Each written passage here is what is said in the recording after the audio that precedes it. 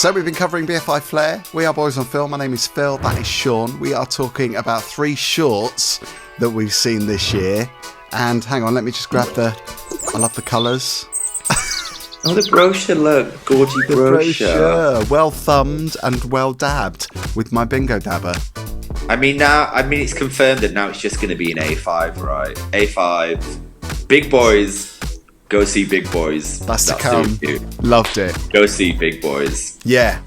Babbo. So yes, we'll talk about 3 shorts today, right, Phil? Yeah. Should we talk about Repair, written and directed by Bertie Nilsson? This is a film from 2023, released this year. Follows the story of Ramin, who is an individual who's on the spectrum. He works in a repair store, like an electronics repair store. He heads to the supermarket and he has a really embarrassing encounter with this chap called Mark. But where I did actually learn something, because he starts to, he's squeezing.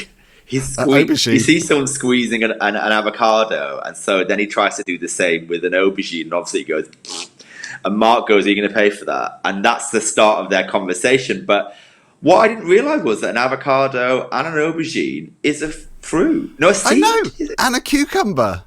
Is it because of the seeds? I can't remember. It's got a single seed. So an avocado and a cucumber. Yeah. And aubergine are actually fruit. It kind of blew my mind. I'm glad you mentioned that, though, because I was going to ask you, do you ever get the urge to touch up an aubergine in supermarkets? Because I always do. There's something very touchable about them. I think it's because they're shiny and purple. Ever so slightly, they've got a bit of give. Can't believe we're talking about this.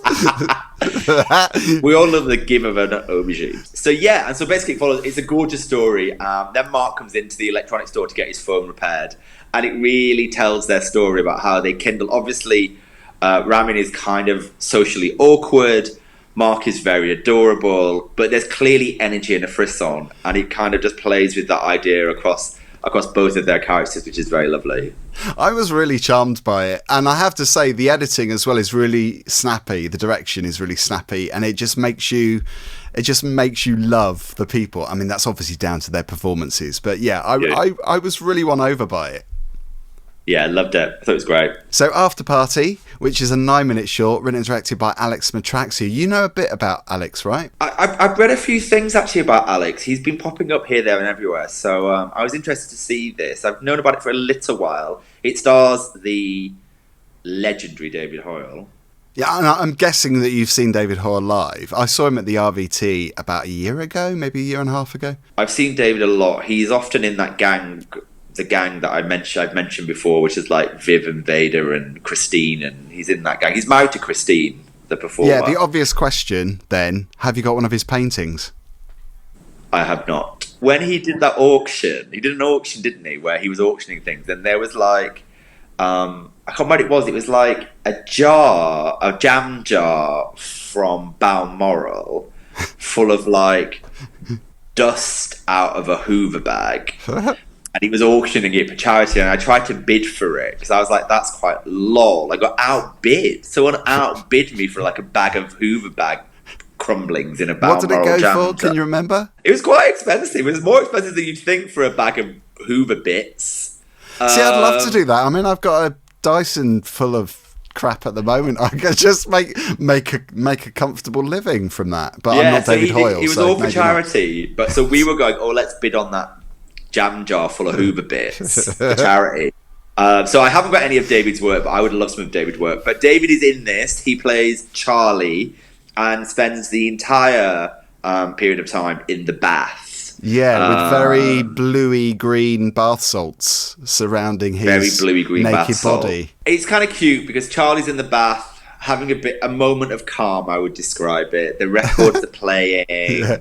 Just a little bit of like me time, you know, and then he's kind of bombarded by his friend group who all pile into the bathroom, and you get a snapshot of like, it's like the yin and yang, it's the light and dark, that's Charlie's moment of calm, and then you get a window into what Charlie's life may be like when he's not in the bath. Kind of trippy. I mean, I like the vibe of it. It's kind of weird though, because he's obviously lying in the bath.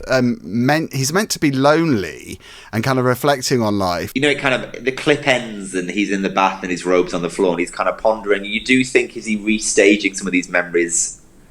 Is he just restaging the memories in the bath? Like, is he just sat thinking about these kind of things? Or, do you know, so I thought it was cute. I liked it. Yeah. I really liked the William Morris wallpaper. I kept thinking, where do you get that William Morris wallpaper? Oh, yeah, the set design was great. Okay, so on to The Dads then, a documentary. Yeah, so it's by Lucina Fisher. It's a very recent film, 2023. It follows 6 dads who are in Oklahoma, rural Oklahoma. And it really talks about their connection, about how these 6 human beings, these 6 men have come together. And it's really through the love of their trans and LGBTQ plus children, and how their fears for their safety in the United States brought them together as a group to be able to talk in a safe space openly about not only their children, but also their own experience as dads. And so it's kind of all framed within this kind of quite masculine fishing trip in Oklahoma, but actually once you peel that onion away, you get something which is quite gentle and profound. Yeah, because they're kind of into hunting, aren't they? So you do get that feeling that it's a very kind of mask, I don't know, a mask vibe going on. But I think it realises the importance of them coming together to support each other. And it kind of puts this group of fathers on the map, as it were, as well, which is good, because I think so often these stories are told in their individual stories, and this is them coming together to, you know, offer support. Yeah, I appreciate that. I think if you were the father of a queer child, it may be that the people around you don't understand or can't relate. And so I think, you know, the fact that this group has been formed, and we don't really know much of the origin story of the group, it's been formed and then they meet and it gives an opportunity to talk, I think is helpful for everyone, not only their own children, for a better understanding, but also, you know, for those people trying to work through something. And so hats off to them. I think I like it. I'm not into hunting, but I do like the idea of how they found each other and how it's kind of a gentle meditation on, I guess, fatherhood. There's something quite touching about it. So I enjoyed it as a short film. But yeah, it was good. I mean, it's been a really strong year for shorts this year at Flare. Yeah, absolutely. I mean, I have not finished. It's not exhaustive. I'm nibbling away. You know, we've spoken about separately. We've talked about G flat, and we've talked about Private View. I mean, there's 3 here and 2 there. That's 5. But I think it's a really rich year for it. And what I would say which has been slightly different to previous years, I think there is a lovely variation in the stories. During COVID, it must be incredibly hard to put on a film festival. And I do feel there's it's always brilliant, but this year there's a lovely variation of stories that I have particularly enjoyed. And so I'm going to carry on working through it. The job is never done, Phil. The job is never done. You'll be doing this later. There is brochure. Trying to get the sound effect. There we go.